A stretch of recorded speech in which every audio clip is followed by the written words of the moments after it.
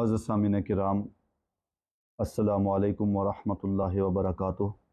नहमदुहु व नुसल्ली व नुसल्लिमु अला रसूलिहिल करीम। अम्मा बाद, फ़अऊज़ु बिल्लाहि मिनश शैतानिर रजीम। बिस्मिल्लाहिर रहमानिर रहीम। फ़सल्लि लिरब्बिका वन्हर।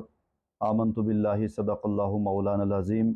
व सदक़ रसूलुहुन नबियुल करीमुर रऊफ़ुर रहीम व नहनु अला ज़ालिका लमिनश शाहिदीना व शाकिरीना व ज़ाकिरीन वल्हम्दुलिल्लाहि रब्बिल आलमीन। हम अपनी तरफ से और अपनी जमात की तरफ से, मदरसा जामिया रज़ाउल इस्लाम की तरफ से और मरकज़ी जामिया मस्जिद शरीफ तहसील मंडी के अरकान और तमाम अहबाब की तरफ से आज के इस अज़ीमुश्शान दिन ईद उल बकरा की बहुत बहुत तमाम अहबाब को मुबारकबाद पेश करते हैं और ख़ुसूसियत के साथ ये दुआ करते हैं कि आज का ये अज़ीमुश्शान दिन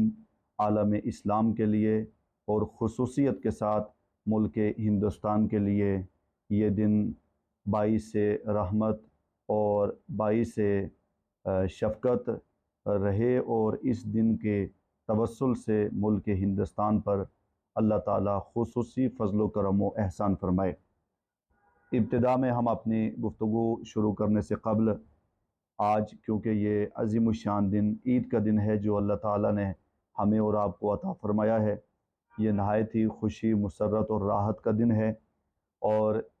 ये दिन बहुत ही अज़मत और फ़जीलत का दिन है। इसलिए हम बारे दिगर तमाम हज़रात को आज के दिन की बहुत बहुत मुबारकबाद पेश करते हैं। आज के दिन की मुनासबत से चंद एक ज़रूरी और अहम मसाइल आपकी बारगाह में हम पेश करेंगे, इस दुआ और उम्मीद के साथ कि अल्लाह ताला हम सब को अमल खैर की तौफ़ीक़ व हिम्मत अता फ़रमाए। आज का ये जो अज़ीमुश्शान दिन है इसे ईद उल बकरा कहा जाता है, यानी कुर्बानी का दिन। तो ये लफ्ज़ जो आप सुनते हैं कुर्बानी, तो ये लफ्ज़ काफ रा और बा कुर्ब से ये निकला है। कुर्ब का अगर आप कुर्बानी का लुग़वी माना देखेंगे तो कुर्ब से है और कुर्ब का माना है किसी चीज़ के करीब होना। और यहाँ पे कुर्बानी का माना ये है कि अल्लाह तबारक व तआला की बारगाह में जानवर पेश करके इंसान अल्लाह तबारक व तआला का कुर्ब हासिल करता है, उसकी बारगाह की मारिफत हासिल करता है, इसीलिए इसको कुर्बानी भी कहा जाता है। और इस्तिलाह शरा में जब आप इसको देखेंगे तो इस्तिलाह शरा में ख़ास जानवर को ख़ास दिनों में अल्लाह तबारक व तआला की राह में कुर्बान कर देना, इसको कुर्बानी कहा जाता है। अब आप एक सिलसिला देखते हैं कि ये जो कुर्बानी का सिलसिला है ये कब से शुरू हुआ है। इसकी अगर आप हिस्ट्री देखेंगे और ये परखना चाहेंगे कि ये कब से सिलसिला शुरू हुआ है तो इसके ताल्लुक़ से बेशुमार कुतुब के अंदर मौजूद है। हम आपकी बारगाह में एक रिवायत पेश करते हैं जिसको इब्न कसीर ने अपनी किताब के अंदर इसको नक़ल किया है और बाकी कुतुब के अंदर भी मौजूद है। कुर्बानी का सिलसिला हज़रत आदम अलैहिस्सलातो वस्सलाम से शुरू हुआ ये कि आदम अलैहिस्सलातो वस्सलाम के दो बेटे हैं, एक हैं हाबील और दूसरा बेटा था उनका काबिल। तो हाबील ने और काबिल ने, इन दोनों ने एक बार कुर्बानी देने की कोशिश की, कुर्बानी दी और हाबील ने एक जानवर लिया और ले करके उसको अल्लाह की राह में ज़िबाह करके कुर्बान कर दिया और काबिल ने भी अपनी खेती से कुछ गल्ला लिया और ले करके उसको सदका कर दिया। और जो इन दोनों ने ये कुर्बानी दी, इन्हें एक ने सदका दिया और दूसरे ने एक जानवर कुर्बान कर दिया, तो इतने में आसमान से एक आग आई, एक अजीब किस्म की आग आई और उस आग ने आकर के हाबील के जो उन्होंने जानवर ज़िबा किया था उसको आग ने उठा लिया और काबिल ने जो सदका किया था वो उसी तरह रहा। तो पता ये चला कि ये कुर्बानी का सिलसिला आदम अलैहिस्सलातो वस्सलाम के दौर से शुरू हुआ। फिर ये आगे सिलसिला चलता रहा यहाँ तक कि मूसा अलैहिस्सलाम का दौर आया, इब्राहीम अलैहिस्सलाम का दौर आया, नूह अलैहिस्सलाम का दौर आया।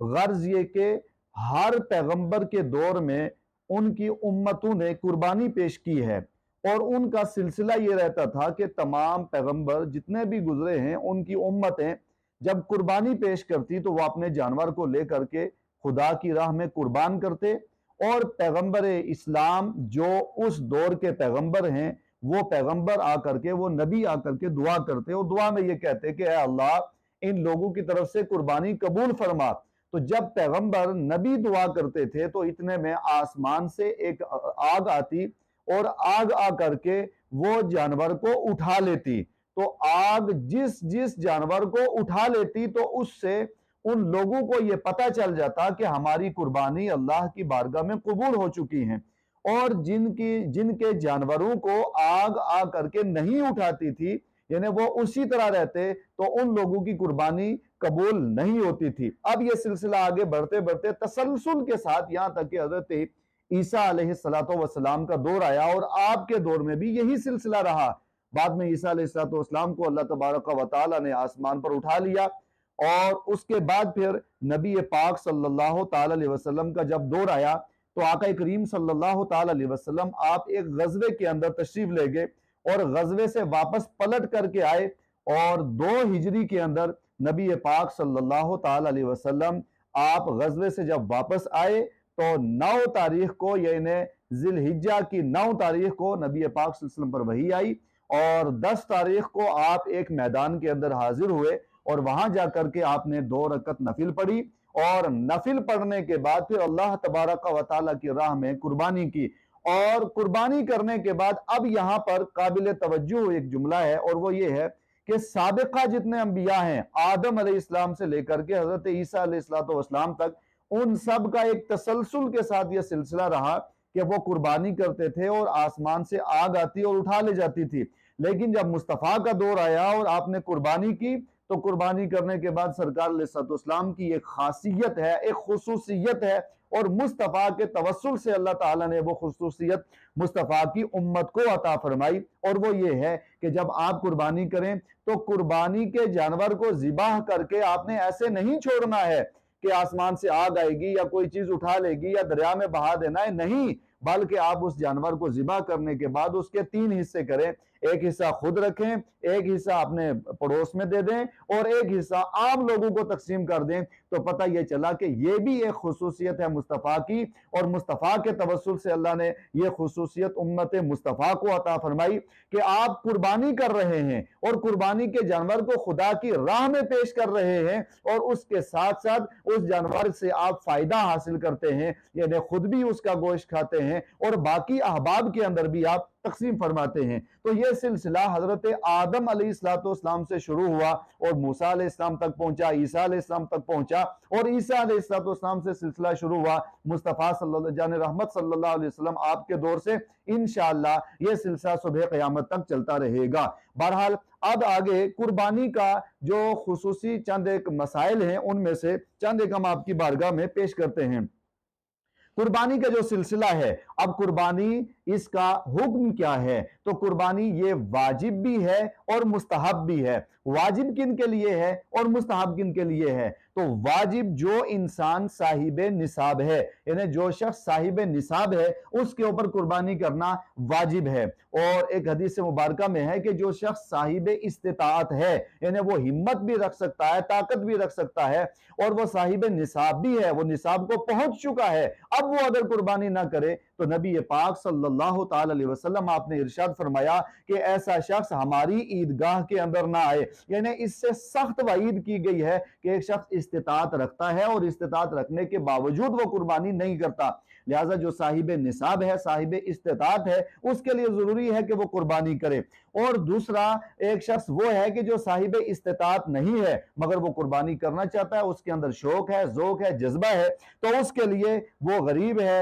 اور اس کے بعد وہ یعنی اتنی استطاعت نہیں رکھتا لیکن پھر بھی قربانی کا شوق ہے اور وہ قربانی کر رہا ہے، تو ایسا شخص، اس کے لیے یہ قربانی کرنا مستحب ہے، لیکن ثواب کے اندر کوئی کمی نہیں آئے گی، اللہ تبارک و تعالیٰ اسے مکمل ثواب عطا فرمائے گا۔ اب صاحب نصاب ہے کون ہے؟ تو اس پر فقہاء کرام کا اختلاف ہے، لیکن ہم آپ کی بارگاہ میں اختصار کے ساتھ پیش کریں کہ صاحب نصاب ہے کون، یعنی نصاب کب تک پہنچے گا اور صاحب نصاب کون ہے؟ تو اس کے لیے 7.5 تولے سونا یا 52.5 تولے چاندی، 7.5 तोले सोना या उसकी नकदी रकम, 52.5 तोले चांदी या उसकी नकदी रकम, या दोनों जिसके पास मौजूद हों, यानी 7.5 तोले सोना भी है, 52.5 तोले चांदी भी है, ये दोनों अलग अलग उसके पास मौजूद हैं, तो ये इंसान साहिब निसाब है। या इन दोनों में से एक चीज है वो, यानी एक चीज, यानी 7.5 तोले सोना या 52 तोले चांदी या उसकी रकम, दोनों में से एक है,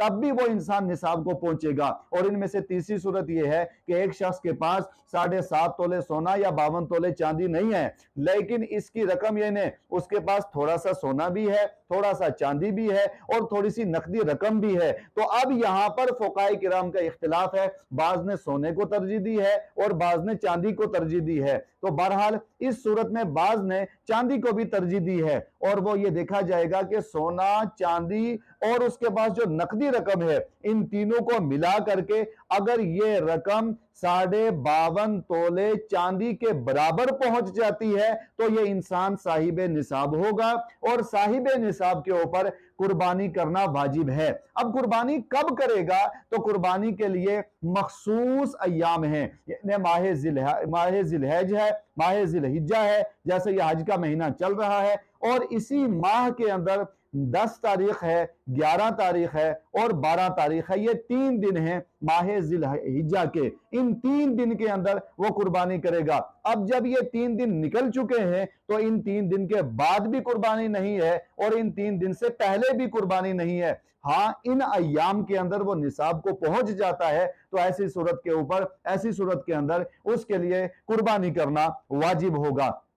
और अगर कुर्बानी नहीं करेगा तो उसके लिए आका करीम सल्लल्लाहु ताला अलैहि वसल्लम आपने सख्त वईद की है। अब कुर्बानी की फजीलत क्या है? तो कुर्बानी की बहुत बड़ी फजीलत है। नबी मुकर्रम शफी मुअज़्ज़म सल्लल्लाहु ताला अलैहि वसल्लम आपने इरशाद फरमाया कि जो शख्स कुर्बानी करता है इखलास के साथ, लिल्लाहियत के साथ कुर्बानी करता है, तो उसके लिए आका करीम सल्लल्लाहु अलैहि वसल्लम आप इरशाद फरमाते हैं कि जब बंदा इखलास के साथ कुर्बानी करता है तो कुर्बानी का जानवर इसके खून जमीन पर गिरने से पहले अल्लाह तबारक व तआला की बारगाह में शर्फ कबूलियत हासिल कर लेता है। यानी ये जानवर जो आपने अल्लाह की राह में कुर्बान किया है, अब हर एक इंसान, मसलन कोई भी आदमी है, वो कोई भी काम करता है तो काम करने से पहले ये सोचता है कि मुझे इस पर फायदा क्या मिलेगा और मेरा इस पर नुकसान क्या होगा। यानी नफा और नुकसान देख करके इंसान कोई भी काम करता है, तो कुर्बानी इस पर नफा क्या है और नुकसान क्या है?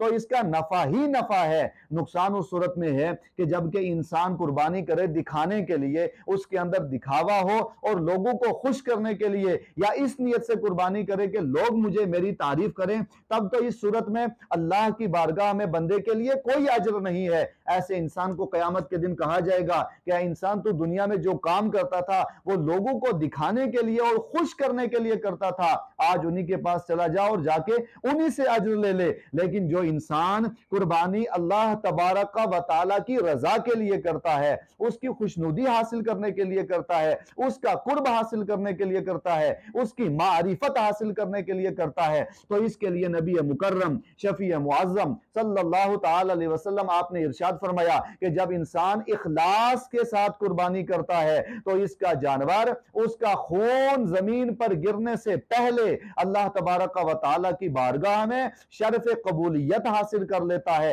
ये तो दुनिया के अंदर है, और जब आखिरत का दिन कायम होगा तो आका इरशाद फरमाते हैं कि कयामत के दिन यही जानवर जो उसने अल्लाह की राह में कुर्बान किया है, इस जानवर को कयामत के दिन लाया जाएगा। ये अपने सींगों के और उसके बाद फिर अपने खुरों के और अपने जिस्म के बल आएगा, अल्लाह की बारगाह में आएगा, और अल्लाह तबारक व तआला फरमाएगा कि ऐ बंदे, तूने ये कुर्बानी की है मेरी मारिफत हासिल करने के लिए और रजा हासिल करने के लिए, आज तू इसी जानवर पर सवार हो जा। तो इस पर सवार करके ऐसे इंसान को जन्नत के अंदर दाखिल कर दिया जाएगा। तो इस हदीस से पता ये चला कि कुर्बानी का दुनियावी भी فائدہ ہے اور اخروی بھی فائدہ ہے۔ اخروی فائدہ یہ ہے کہ اللہ تبارک و تعالی اس کے لیے قیامت کے دن پل صراط پر ایک سواری کے طور پر اس کو پیش فرمائے گا۔ اور دوسری روایت کے اندر موجود ہے، نبی مکرم شفیع معظم صلی اللہ تعالی علیہ وسلم آپ نے سیدہ کائنات سیدہ فاطمہ الزہرا سلام اللہ علیہا آپ سے ارشاد فرمایا کہ اے فاطمہ، جب تم قربانی کرو تو جانور کے پاس کھڑے رہو اور اس کے اوپر گواہ بن جاؤ۔ آقا کریم فرماتے ہیں کہ جب تم اس کے اوپر گواہ بن جاؤ گے تو یہ جانور اور تمہاری گواہی قیامت کے دن قبول کی جائے گی اور یہ جانور اللہ کی بارگاہ میں قبول ہوگا، اور آخرت کے دن اللہ تبارک و تعالی 70 درجات بلند فرمائے گا۔ اس وقت سیدہ کائنات نے عرض کی، یا رسول اللہ صلی اللہ تعالی علیہ وسلم، کیا یہ حکم ہم اہل بیت ہی کے لیے خاص ہے یا امت مصطفیٰ یا رسول اللہ آپ کی ساری امت کے لیے ہے؟ تو آقا کریم صلی اللہ علیہ وسلم آپ نے ارشاد فرمایا کہ اے فاطمہ، یہ حکم صرف تمہارے لیے خاص نہیں ہے بلکہ اہل بیت کے لیے بھی خاص ہے، اور اہل بیت کے توسل سے پوری امت مصطفیٰ کے لیے خاص ہے۔ انہیں صبح قیامت تک آنے والے سرکار علیہ الصلوۃ والسلام کی امت کا جو شخص بھی قربانی کرے گا، اخلاص کے ساتھ قربانی کرے گا، تو اللہ تبارک و تعالی قیامت کے دن اسے یہ اجر عطا فرمائے گا کہ قیامت کے دن اس کے 70 درجات بلند ہوں گے۔ اور اس کے بعد ایک حدیث مبارکہ میں موجود ہے، الترغیب و ترہیب کے اندر موجود ہے کہ جو انسان قربانی کرتا ہے، اخلاص کے ساتھ قربانی کرتا ہے، آج آپ دیکھیں کہ اتنا عظیم الشان دن اللہ تبارک و تعالی نے ہمیں یہ عید کا دن عطا فرمایا ہے،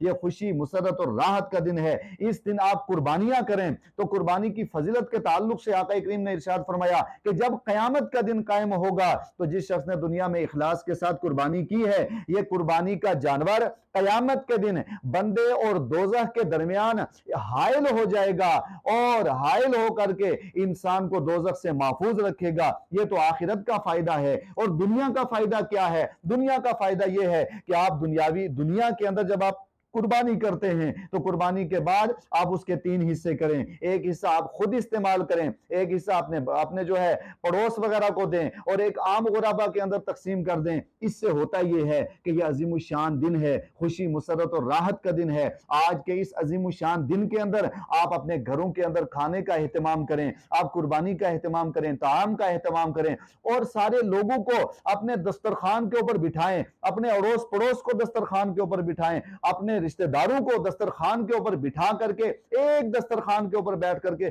ان کو کھانا کھلائیں۔ جب ایک دسترخوان پہ بیٹھ کر کے انسان کھانا کھاتا ہے تو اللہ تبارک و تعالی ان کے درمیان محبت پیدا فرماتا ہے، الفت پیدا فرماتا ہے۔ اور کیونکہ عید کا دن یہ آتا ہی خوشی کا دن ہے، مسرت اور راحت کا دن ہے، اور یہ دن ہمیں امن دیتا ہے، سکون دیتا ہے، بھائی چارے کی تعلیم دیتا ہے، اور جو ہے آپسی تعلقات بہتر کرنے کی جو ہے ہمیں تعلیم دیتا ہے۔ کیونکہ عید کا دن جو آتا ہے، یہ عید کا دن نفرتوں کو ختم کرتا ہے اور باقی جتنی چیزیں ہیں ان سب چیزوں کو ختم کر کے امن، سکون اور پیار کا درس دیتا ہے۔ اس لیے ہم گزارش کریں گے کہ یہ آج کا عظیم الشان دن ہے، اللہ تبارک و تعالی نے ہمیں عطا فرمایا نہایت ہی مسرت کا اور راحت کا دن ہے۔ اس دن کے اندر آپ اپنے غریبوں کو بالخصوص ہم گزارش کریں گے کہ اللہ تعالیٰ نے آپ کو صاحب استطاعت بنایا ہے، آپ اپنے پڑوس کے اندر ان غریبوں کو بھی دیکھیں، ان بے سہارا یتیموں لوگوں کو بھی، اور ان لوگوں کو بھی دیکھیں کہ جنہوں نے جو ہے کئی عرصہ سے کھانا بھی نہیں کھایا، انہوں نے لباس نہیں پہنا ہے۔ اس موقع پر جو اللہ نے ہمیں عید کا دن عطا فرمایا ہے، تو اس عید کے دن کے اوپر ہمیں چاہیے کہ ہم اپنے اڑوس پڑوس کو بھی دیکھیں اور ان کا بھی خاص خیال رکھیں اور ان کو بھی اپنے دسترخوان کے اوپر بٹھائیں۔ آخر میں ہم اپنی گفتگو کو ختم کرتے ہوئے تمام احباب کو خصوصیت کے ساتھ آج کے اس عظیم الشان دن کی مبارکباد پیش کرتے ہیں، اور بالخصوص آج کے اس عظیم موقع پر ہم تمام حضرات سے گزارش کریں گے کہ آپ اپنے لیے، عالم اسلام کے لیے دعائیں کریں، اور بالخصوص یہ عظیم الشان دن ہے اور یہ آئندہ سال نہ جانے کون ہوگا اور کون نہیں ہوگا۔ اللہ تعالیٰ نے یہ ہمیں دن عطا فرمایا ہے، لہٰذا اس دن کے اندر جتنا بھی ہو سکے خوب اللہ کی بارگاہ میں میں دعا بھی کریں اور اللہ کی بارگاہ میں جتنا بھی ہو سکے اللہ تعالیٰ کی بارگاہ میں خوب خوب دعائیں کرتے رہیں کہ اللہ تبارک و تعالیٰ اس دن کی برکتوں سے اور عظمتوں سے اور سعادتوں سے ہم سب کو مال و مال فرمائے، کیونکہ قربانی کی بہت بڑی فضیلت ہے۔ جب انسان قربانی کرتا ہے تو قربانی کے توسل سے اللہ تبارک و تعالیٰ اس کے درجات کو بلند فرماتا ہے، کیونکہ قربانی یہ مستحب کا درجہ بھی ہے اور اس کے بعد واجب کا درجہ بھی ہے۔ اور جب آپ قربانی کر کے جانور لے کر کے اور اس کا گوشت لے کر کے آپ اپنے احباب کے اندر دیں گے تو اس سے آپس کے اندر آپ کے اندر جو ہے اور آپسی تعلقات بھی بہتر ہوں گے اور ان کے درمیان محبت بھی پیدا ہوگی۔ اب جب آپ نے قربانی کرنی ہے تو قربانی کے لیے ضروری ہے کہ جتنے حضرات قربانی کریں گے وہ عید کے دن یعنی عید البقرہ کے دن آپ نے صبح سے لے کر کے قربانی کرنے تک کچھ نہیں کھانا ہے، اور قربانی کرنے کے بعد پھر وہ جانور جو ہے اس سے جب کلیجی وغیرہ جو بنایا جاتا ہے اس سے آپ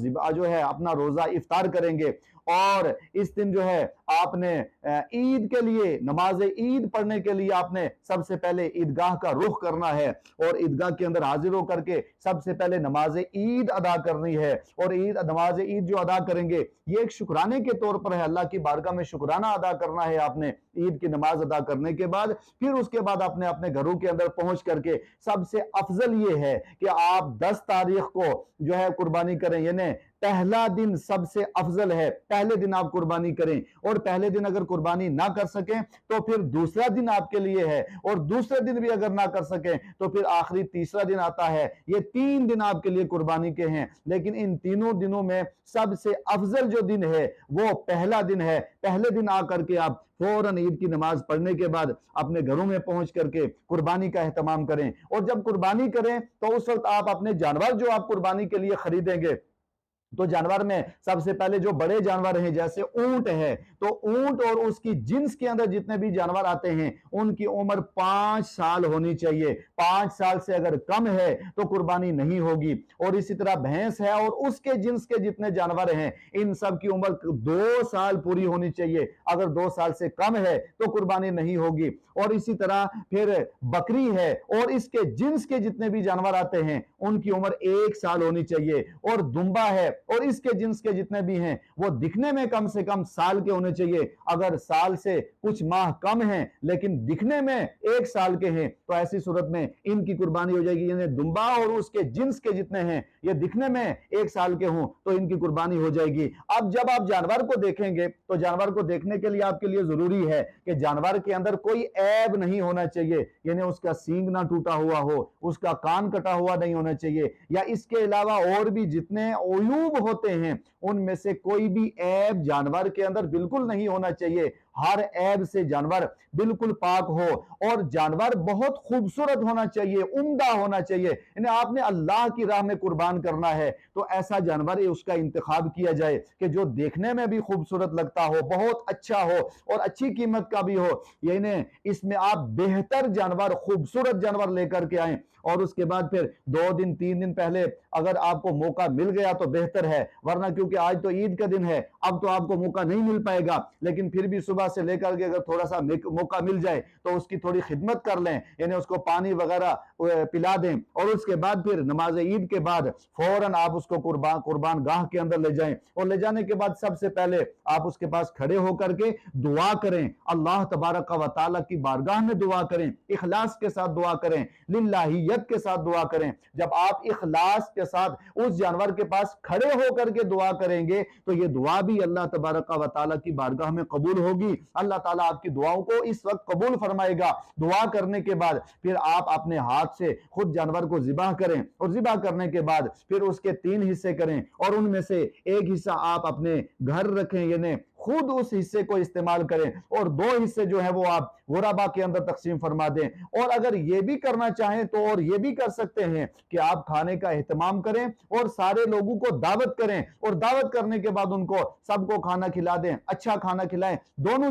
جو طریقے ہیں وہ آپ کے لیے دونوں پر آپ کو مکمل اختیار ہے، یعنی آپ گھر میں بھی کھلا سکتے ہیں اور اس کے بعد پھر لوگوں کے اندر تقسیم بھی کر سکتے ہیں۔ تو بہرحال اس کے بعد پھر آپ اللہ تعالیٰ کی بارگاہ میں جتنا بھی ہو ہو سکے خوب خوب دعا بھی کریں، اور اس کے ساتھ ساتھ آخر میں ہم یہ بھی گزارش کریں گے کہ خصوصیت کے ساتھ ایسے موقع پر، یہ عظیم الشان موقع ہے، عید کا دن ہے، خوشی اور مسرت اور راحت کا دن ہے، اس دن کے اندر آپ غربا، مساکین، یتیموں کو، ان سب لوگوں کو خصوصیت کے ساتھ یاد رکھیں، اور جتنا بھی ہو سکے اللہ تبارک و تعالیٰ کی بارگاہ میں خوب خوب دعائیں کریں۔ آخر میں ہم تمام حضرات کو تہ دل سے آج کے اس عظیم الشان دن کی مبارکباد بھی پیش کرتے ہیں، اور دعا کرتے ہیں کہ اللہ تبارک و تعالیٰ ملک ہندوستان کے اندر، جموں کشمیر کے اندر امن و سکون عطا فرمائے، آپس میں محبت اور الفت عطا فرمائے، یہ دن سب کے لیے مبارک ہو، اور خصوصیت کے ساتھ تمام احباب کو بار دیگر ہم اپنی جانب سے بہت بہت آج کے دن کی مبارکباد پیش کرتے ہیں، اور خصوصیت کے ساتھ جو ہمارے میڈیا کے احباب ہمارے پاس تشریف لائے ہیں، ہمارے یہاں تشریف لائے، ہم ان کا بھی تہ دل سے شکریہ ادا کرتے ہیں۔ السلام علیکم ورحمۃ اللہ وبرکاتہ۔